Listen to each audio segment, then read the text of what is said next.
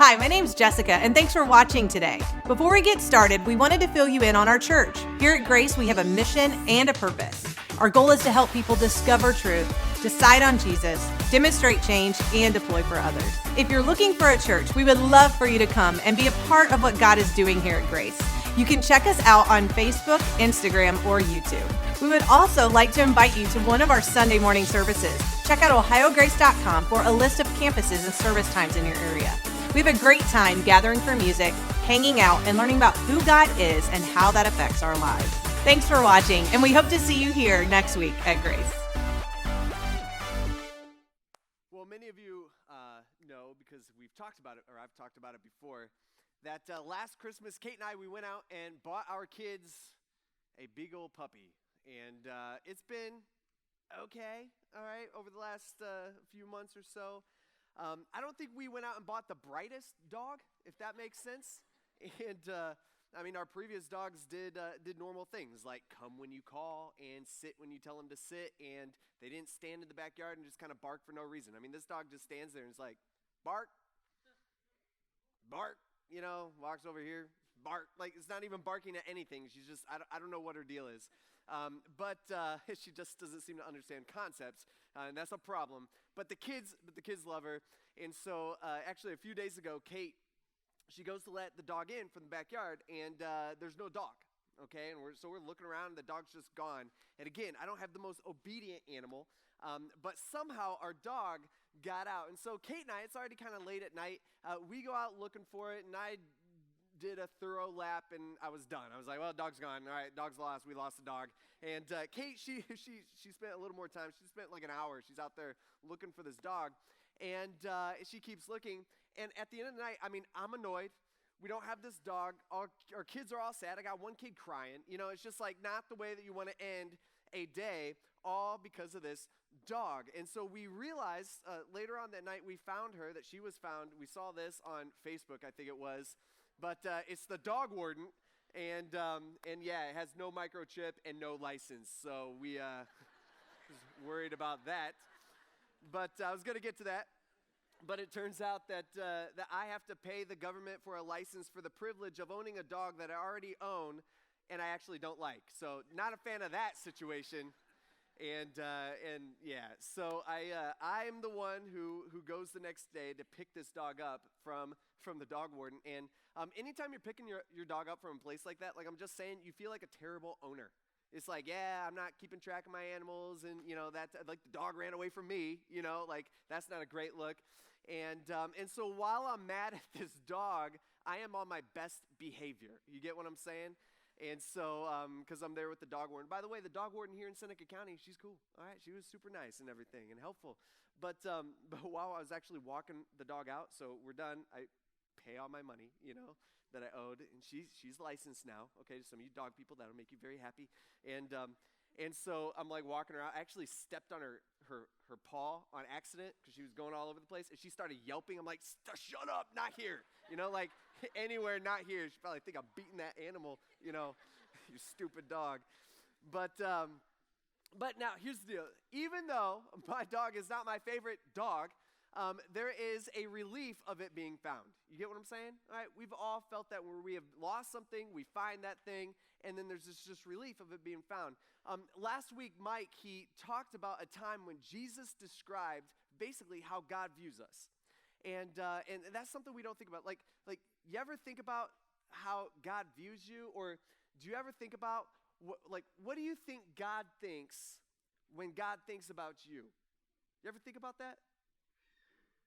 See, what Jesus did is he actually separates us into kind of two categories. And it's not good and bad or rich or poor, all the different categories that we separate ourselves in.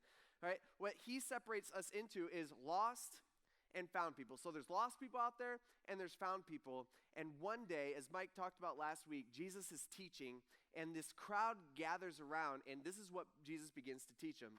It says, this crowd of people start gathering around, which was, by the way, very normal. Whenever Jesus went anywhere, the Bible tells us that crowds of people would just show up. And the reason for that is because Jesus is saying things that no one had ever heard anybody say before, and he's doing things that no one had ever seen anybody do before. And so this particular day, crowds of people come, they gather around Jesus, he starts teaching them.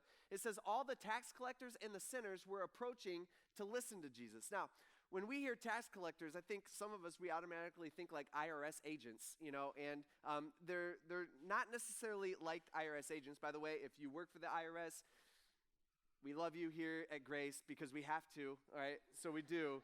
But we hope someday you come to Jesus and you leave the rest of us alone, okay? That's what we hope. But these guys were way worse than how we would view an IRS agent that nobody likes.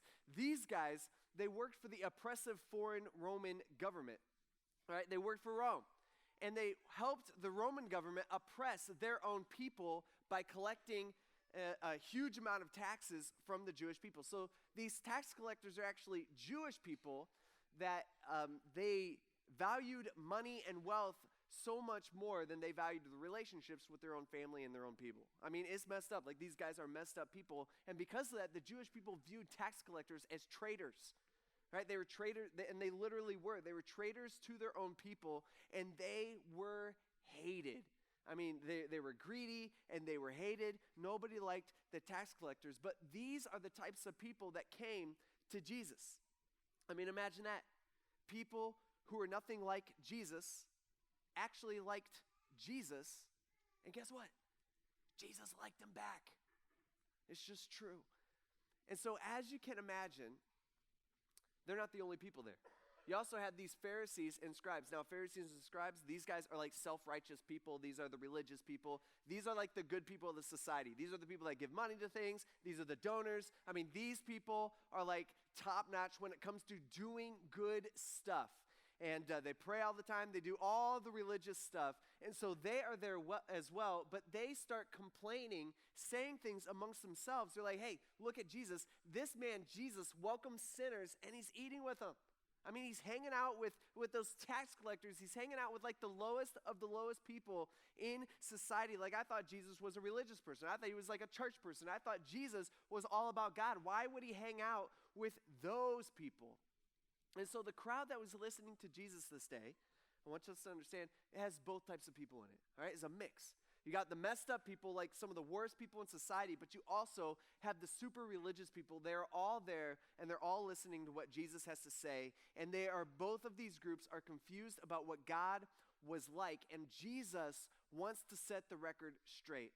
And so Jesus begins by talking about losing stuff. Now, if you're like me, right, don't you hate losing stuff? Right, some things like the remote, you know what I mean? Where it's just like, where is this thing? You've checked all the couch cushions, you've checked under everything. It's just like, dude, this thing's just not here. Like, what the heck? Like, I don't know anybody who, if I were to ask you, like, hey, what are you doing this weekend? You're like, well, I got really nothing going on now, but hopefully my dog gets lost and I could just look for that all weekend. Like, that would give me something to do. Like, no, we don't, that's not how anybody thinks. And so here, Jesus, he starts talking about losing stuff. And Mike started this last week. If you remember, he starts talking about losing sheep and money. And basically, his point is how sometimes you lose something that's generally not worth much, yet because it belongs to you and because it's lost, it suddenly becomes a big deal in your life. And so the whole crowd, as they're listening to Jesus talk about sheep and talk about money, and losing these things, the whole crowd does not understand where Jesus is going with any of this. Like, they're all confused, like, okay, what are you saying? Like, I just don't understand. And so Jesus begins to tell the crowd a story, which he did so often. And in this story, before we get in, I kind of just explain it. This story is a picture that Jesus is painting of how God is a good dad to us, and we are like his jacked up kids. Does that make sense? All right? So you're the jacked up kids, same here, and God is a good dad. And so Jesus says, picture this. He says, a man had two sons, okay? He says, the younger of them said to his dad one day, he's like, hey, Dad, what's up? Hey, could you give me the share of my inheritance that I have coming to me? All right, now, when he says this, both groups of people, the religious people and the non-religious people, I mean, both groups of people would have like audibly gasped. Like, like this is messed up what this kid is doing. So basically what's going on here is this kid is waiting for his dad to die. But instead of dying, his dad just keeps getting older and older and older, and he just won't die. So the kid loses his patience, and he goes to his dad, and he's like, yo, Dad, I wish that you were dead, all right? Because I want my inheritance now. So is there some kind of like thing we could do to speed this process up, or could you just give me my inheritance now? Because I want your money that you're going to leave me when you die. I want it now. And so everybody in the crowd, including probably us here today, I mean, we're all just like, okay, so how's this dad going to respond? Like, is he going to disown him? Is he going to kick him out of the house? Like, think about it for you. If your kid came to you and asked that, what would you do? How would you respond? I'm guessing that wouldn't be like a great, conversation, right? Like, that's not a good thing. It's dirty. And so Jesus gives a twist. He says, so the dad did it. He distributed the assets to him, right? He went out, and the crowd's just like, why? Why would he do this? And this is not the dad, by the way, just going, well, let me stop by the bank, let me, make a few transactions, and I'll have the money for you. No, this is like half the dad's stuff. So the dad has to go out and do a bunch of work. He's got to go sell a bunch of stuff. He's got to go take care of this to make this possible. And the reason the dad decides to do this is because the son of his is already lost, and the dad wanted him back. And of course, I don't mean that the son is lost physically. I mean, they're talking to each other, so he's right there. He's lost relationally. And that was a big deal to this dad. And so the dad was willing to do anything to get his son back, even to let him go. And so he does it. And of course, as you would imagine, not many days later, the younger kid, he gathered together all that he had, all of his money. He's got a stockpile of money, and he traveled to a distant country where he just squandered his estate in foolish living. This kid takes the money and he runs through the money that it took his dad a half a lifetime to build. He runs through it quickly, just living it up. And after he had spent everything, I mean, this dude he doesn't even have a nickel to his name. It says, it happened that a severe famine or like a drought struck the land. And all of a sudden, this kid has got nothing. Now, in the first century, a drought was like a very real deal. Okay, to us, it's like, we don't ever have to think about this. But a drought for them, I mean, this was like, if you had a drought, like you had no food, right? Like it was gone. And this is, for us, a drought's like, I don't know, there's some transportation issue at Aldi and there's no bread and milk. And we're like, this is the worst, like that type of thing. There's no food out there. That's what's going on here. And this kid has nothing. And so the crowd, as they're listening to Jesus tell the story, I mean, the crowd, they're just like, good. This is what that kid deserves. Like a little tough love. Like this is like justice. It seems right. In fact, this kid is not only does he have nothing, all right, but it's so bad that this kid, think about it, had to actually go out and get a job. That's what he does next. It says when he went to work, then he went to work for one of the citizens of that country. He went out for the first time in his life. He goes out and he gets a job. And this person sends him into his fields to feed pigs. Now, pigs, to this Jewish audience, this would have been like nails on a chalkboard to them. Like it was like, oh, pigs, not pigs. That's terrible. He says, and then he longed to eat his fill from the pods that the pigs were eating, but no one would give him anything. See, for them, these people, and this crowd of people, like they all are thinking the same thing. Working for pigs, I mean, this was like the lowest of the low. This was the most shameful job that you could ever have. I mean, this was nasty because pigs were just dirty, and especially to Jewish people, I mean, they don't even eat bacon. You know what I mean? And so working with them, I mean, this was just a terrible, terrible, terrible thing. Over this past summer, my middle child, Wes, we did that like pig scramble thing at the fair. You know what I'm talking about? And while we were driving to the fair, he asked me, he was like, hey, Dad, when I get my pig, when I catch that pig, I get to bring that home? We get to keep it? He said, could we keep it? And I'm like, yeah, no problem. We'll keep that pig. Of course we will. and I did not expect for him to actually catch one. And so that was an issue.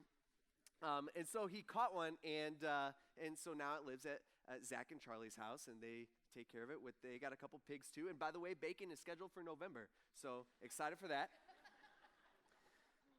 But it's funny because over the last couple months, while they're on vacation or whatever, I've stopped over and like just watered the pigs with Wes, and we'll go over there. And there's only 3 pigs, and you're walking up to the barn, and you could smell them. You know what I mean? Like, pigs just have that, it's just a different smell. It's different than any other animal, and they're just naturally dirty animals. And so back in Jesus' lifetime, again, for a Jewish man, I mean, working with pigs, this was low, it was degrading, it was embarrassing to your entire family name. I mean, this is what this kid is experiencing. And then on top of that, remember, the kid he's starving. And so again, the crowd, they're all thinking the same thing. I mean, maybe for the first time in this crowd's life, they have agreed on the exact same thing. I mean, they're all just like, man, this is justice. Like, this is what this kid deserves. He made his own bed. Now he's got to lay in it. And Jesus, he knows that, and so he keeps talking. And so Jesus says, well, you know what that son does? That son starts thinking to himself, as he's sitting there doing the lowest of low jobs in all society, and he starts thinking to himself, he's like, you know what, my dad's lowest workers that work for him, I mean, they're not rich, and they don't get paid much, but they live better than this. At least they get to eat. And so he decides to head home. And his thinking behind it is, you know what, maybe my dad will hire me as like a janitor, at his, in his barn, something like that. And he'll pay me like the lowest wage or whatever, but at least I will be better than where I'm at now. And so he goes and he prepares along the way this pathetic little speech. And he got up and he went to his dad. But while the son was still a long way off, his father saw him, and he was filled with, and the crowd's probably filling in the blanks here. The crowd's like filled with anger, filled with resentment, filled with disappointment. He couldn't make it even on his own after all that he's done for him. All right? See, the crowd, they're all thinking, man, this is going to be good. Because his dad's going to set this kid straight because that's what they would do. It's because as a dad, that's what I would do. That's what you would do. But they didn't know what the dad would do because they didn't know what the dad was like. And see, the reason why Jesus came was to show us what God was actually like. And so maybe people are shouting out answers, and Jesus says, no, that dad, he says, was filled with compassion. The crowd's like, what? And Jesus is like, yeah, he's filled with compassion. He pushes even further. And so that dad ran, something that Jewish men did not do, all right? So men, just if you're a runner out there, I'm just saying, Jewish men in that culture, I mean, that was like, that's not what men did, all right? They did not run. And so he ran. He did not care who was watching. He threw his arms around his kid's neck, and he kissed him. All right? See, the crowd's just like, what is going on here? This doesn't make any sense. Jesus, did you say he ran? Jesus is like, yeah, he ran. After he touched the pigs, I mean, the kid still smells like pig. It's not like he stopped off at a Motel 6 or something, and like washed up or anything like that. Like, he still smells. See, that's the thing. A dad, or this dad and God, he's not just annoyed that his kid was lost, and when he was found, he just kind of feels that relief, but he's still annoyed, and he still doesn't appreciate what his kid's done, all right? Kind of like me and that dog, all right? His dad is overjoyed. The dude's excited. He's happy.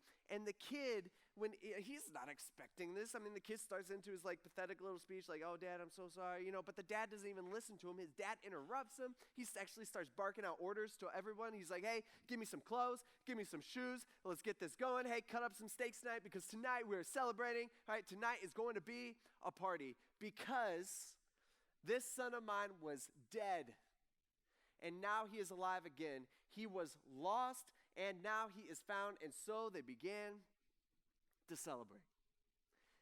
This is what Jesus is trying to get through to us. This is how God feels when one of us lost people come home. You realize that?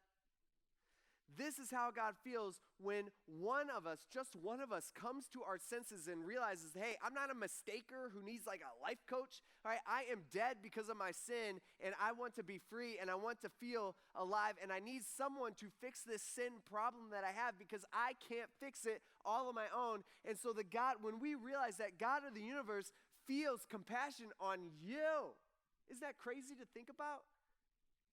And maybe, I don't know, maybe the people in the crowd, maybe they start to understand this story. I think the non-religious people, right, the worst of the worst, like the tax collectors, they're there, they're just like, whoa, wait a minute, God, Jesus, you're saying that God wants a relationship with someone like me? Like after all I've done? And the self-righteous religious people, they're sitting there, they're like, whoa, Jesus. You're saying, let me get this right, you're saying that God desires a relationship with those people after all they've done? See, sometimes I feel like it's easier for the rebel to get right with God because if that's you, your life sucks and it's broke and you know it. It's the religious people that have the most trouble because you don't think you need him. Because you think your good stuff that you've done in this life or the things that you perceive as good, you think that's good enough and that outweighs your bad, and so you're good, right? You don't think you need him because you think you got it yourself. You feel like God really benefited somehow when he made you. See, Jesus, he ain't done. He says his older son, this is the religious people. This is who this represents, all right? That's some of us here in this room. He says now his older son, he was in the field as he was supposed to be. The older son here, and this is the guy who's the firstborn. He's the well-behaved. This is the rule follower. He says he was out in the field, and as he came near the house, he heard music and dancing. He heard all the commotion. He's like, what is going on here? And so he doesn't know that his brother's been back yet. And so he calls someone over. He starts asking questions. He finds out that his little bro is back, that his dad welcomed his little brother with open arms after all he's done. And this bothers the older son. He's like, I've never done any of that. What's going on? Why would he just accept him back? He says he became angry and he didn't want to go in. He's like, I'm not going into that party. And so his father, this is how good the father is, he came out and he pleaded with him. You understand what's going on here? Both sons are jacked up. All right, both sons are running from their dad in their own way. Both sons have a broken relationship with their dad. Both sons are using their dad just to get what they want. They're just using different tactics. And so the dad goes out and he pleads with the older son. He begs the older son, right, to come on in, to have that relationship with him. And the older son, he tells him, he's like, hey, Dad, look, Dad, I've been slaving many years for you. Right? I've been working for you. I've done everything that you've ever asked. I've been slaving for you, and I've never disobeyed your orders. All you parents out there, you're like, yeah, right, okay.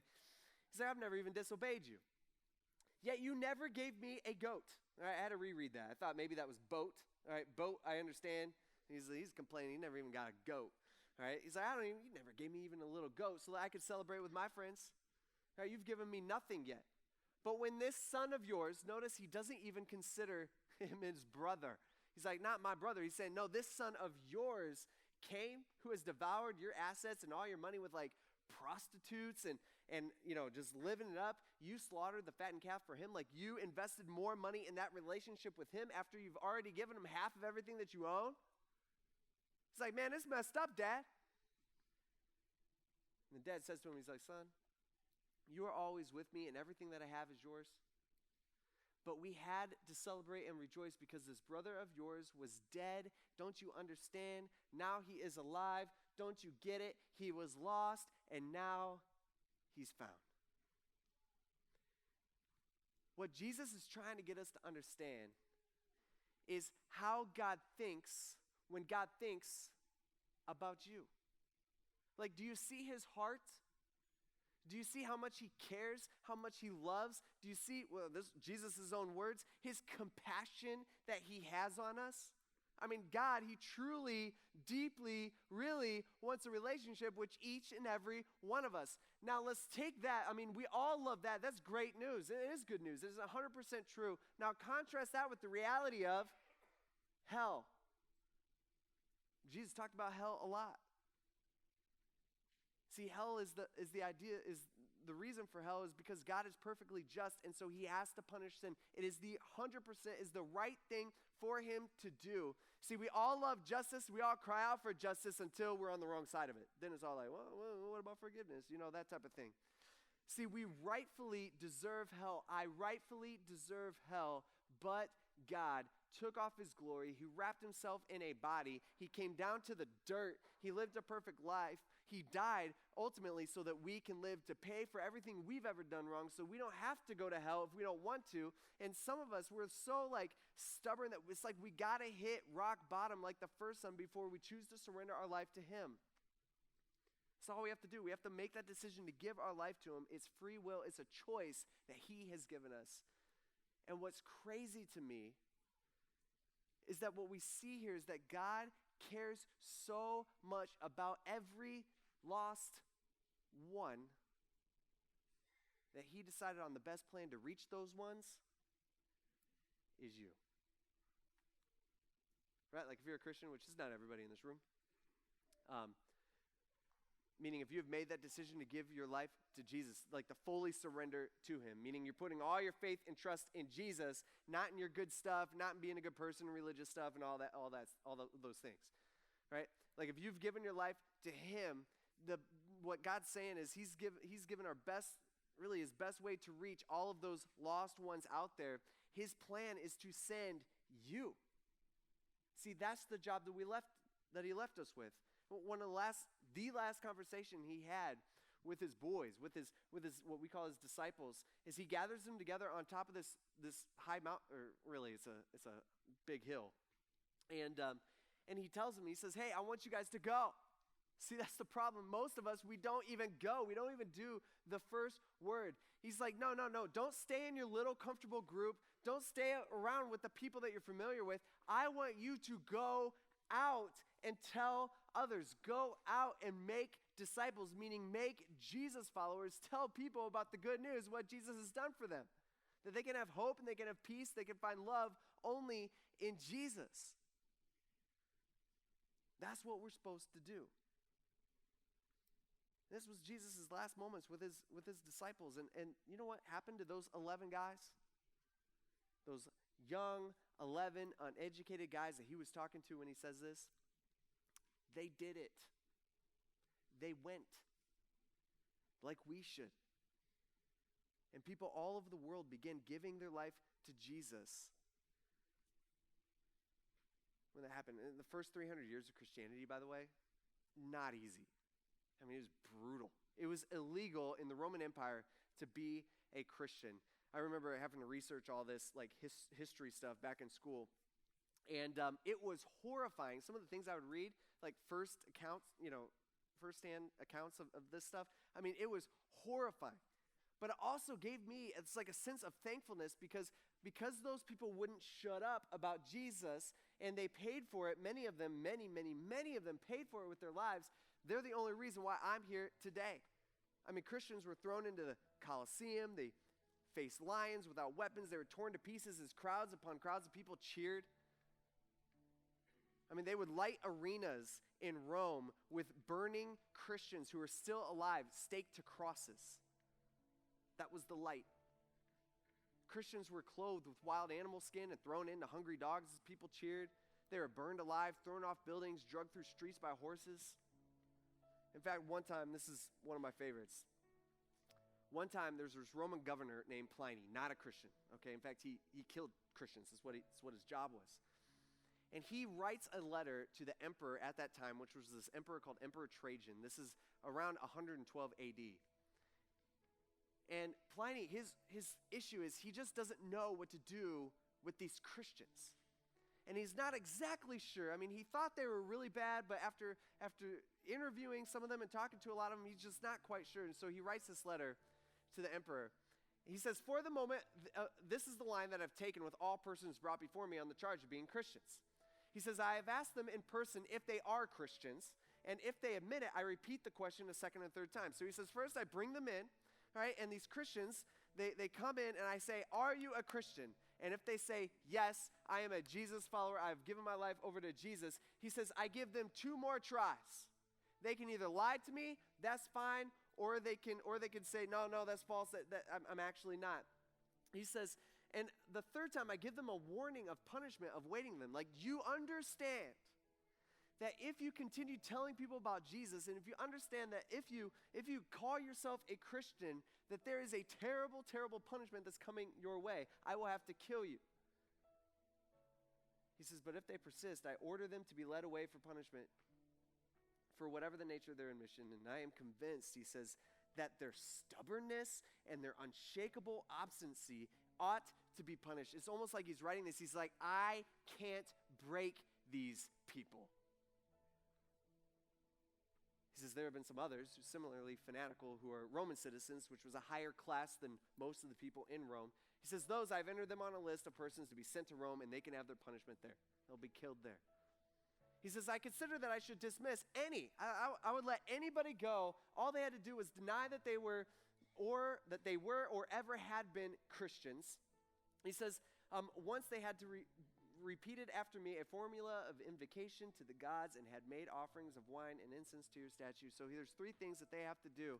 And he's like, first they have to say that they're not a Christian, and then they have to worship some of these fake Roman gods, and then it's kind of like he's sucking up to the emperor. He's like, and I got your statue in here, and they have to worship you, Caesar. You have to worship you as our emperor, which I ordered, he's talking about the statue, which I ordered to be brought into the court for this purpose, along with the images of the gods.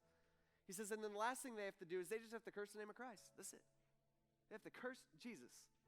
And then they're free. And go back to living their lives, go back to doing whatever they want to do. He says, but my problem, Emperor, is that real Christians, as I understand, they can never be induced to do any of these things. I can't get them to do it. I can't get them to back down. He says they've told me that basically all their guilt, everything that they've done is no more than this. He says that they meet. He's like, I've dug in a little bit. What are you guys doing that's so bad, Christians? He says, well, they met regularly before dawn on a fixed day to go through Bible verses, and among themselves in honor of Jesus, as if Jesus was a God, which is weird to him, right? Which we would call that Sunday morning service. This is what we're doing right now. He says they also they bind themselves by oath, like not for any criminal purpose or anything like that, but to abstain from theft and robbery and adultery, and to commit no breach of trust, not to lie, not to refuse to return a deposit upon demand, meaning if they borrow money and somebody wants their money back, they give it back. He says, so after this ceremony, which is what we would call church, he says it had been their custom to disperse and later to take food of an ordinary, harmless kind, meaning they had lunch together. But in fact, they had actually given that up since my law issued on your instructions, which ban all political societies. So they actually stopped that because I told them they couldn't do that anymore. He says, this made me decide that it was all the more necessary to extract the real truth from these Christians. What are they possibly doing that is wrong? It sounds good, but I know there's something wrong. And so he grabbed 2 slave women who were called deaconesses, whatever those are, and I tortured them. And as I was torturing them, I found nothing but a degenerate sort of cult carried to extravagant lengths. And so I've therefore postponed any further examination and hastened to consult you. He's basically like, Emperor, what do you want me to do? I can't find anything wrong with these people. That's our heritage as a Christian. We are only here today because of people like these, because of people like these 2 slave women. I mean, you get that? Does that make sense? You and me are only sitting here today because people like those women wouldn't shut up, even when they were threatened with their lives. See, telling others that job, that mission, that purpose, Jesus gave us that. It's funny because I've been to church conferences and retreats and mission trips and church events and all the things, man. I've been to all the stuff. And usually at the end of some sort of conference, or church event, it's like everybody's getting all amped, and it's like, we're going to, see revival, or like, it's like, you want to see God reveal himself to the world, and everybody's like, yeah, and you want to see revival in our nation, and everybody's like, yeah, and it's like, you want to see God reach your city? And we're like, of course we want to see God reach our city. We're like, yeah, and it's like, so let's go and tell all of our lost friends and our coworkers about Jesus, and it's like, that would be too awkward. See, there's this tensions with Christians where it's like we want a life of purpose and meaning. Who doesn't want that? And God gives it to us. In fact, our purpose and meaning is the greatest purpose that we could possibly have. I mean, to tell as many people about Jesus as we can, right? And what Jesus has done for them as possible, yet we're too scared to tell people. Some of us, we're too scared to tell people that we care about the most. I mean, it's messed up. It should bother you. It should eat at your soul that people around you are headed to hell. It should not sit right. It should make you uneasy. It should almost make you feel sick. And that should motivate you to take action and to do something, to actually go like Jesus says, and to actually tell them. Because as Christians, we understand and we get how valuable every lost one is to God. That's why we are here at Grace, individually and as a team. That's why we're trying to reach everyone. Everyone. By the way, the easiest way to do that, to have a semi-spiritual conversation, which we should be telling people about Jesus 100%. The easiest thing we could do, like if you're too scared to do that, at least invite them to church, or I'll do it, or someone up here will do it.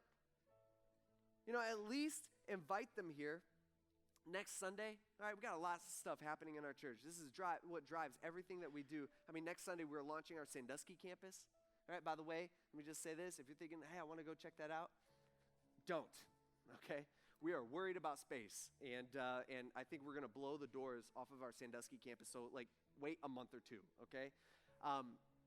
So we got that coming up here next week also at our Tiffin campus. I mean, we're getting ready to launch our 9:15 theater venue service, which will be at the Starview Seneca Theater just 2 minutes down the road. And so we're going to do that. Again, what we're trying to do is we're trying to ask 300 to 200 of our church people, some of you guys, to give up your seat for the school year and go over to the theater and do church there. And so that starts next week, just to free up space so that others can come in and sit in your seats and get to know and learn about Jesus. Here on Thursday of this week, gearing up for that, we are sending out as a church 124,017 homes around us in Northwest Ohio. Will be receiving a mailer, just a personal invite to our new series next Sunday. They'll get that in the mail, where I'm going to attempt to explain why the world is the way that it is, as we're going to look at the first 3 chapters of the Bible, which basically explains everything. I mean, that's every one of your coworkers and neighbors and friends and your family. And so they're going to have that. I'm just saying, if you're looking for the best week to invite someone to church, this is it, people. All right, we're here. We're on it. See, God loves the lost ones so much. And he's like a dad begging them to begin that relationship with him.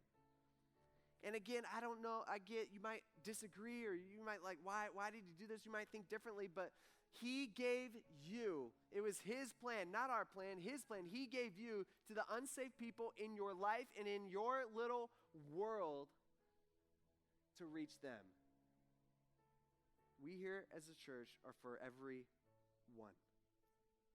doing whatever we can to save even just one more. Let's pray.